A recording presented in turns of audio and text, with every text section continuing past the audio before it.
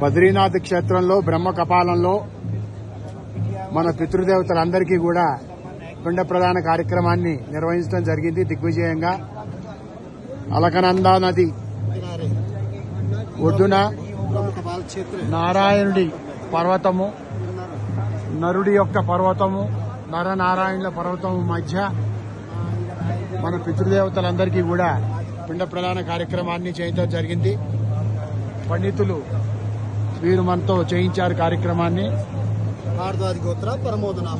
ప్రమోద్ నామ శర్మ భరద్వాజ గోత్రికుడు.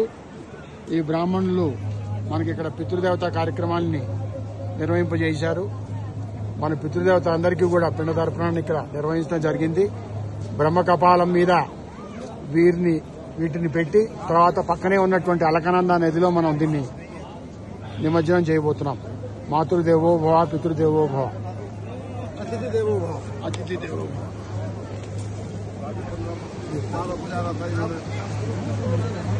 ఇది అలకనంద నది బ్రహ్మాండంగా ఇక్కడ ప్రవహిస్తోంది. అలకనంద నది, ఇది బ్రహ్మ కపాలము. ఈ బ్రహ్మ కపాలం మీద ఇప్పుడు మనం పితృదేవతలకి పిండాలని పెట్టి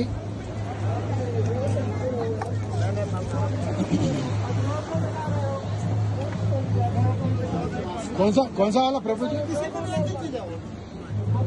ఇక్కడ మనం పెడుతున్నాము. ఇదే బ్రహ్మ కపాలం.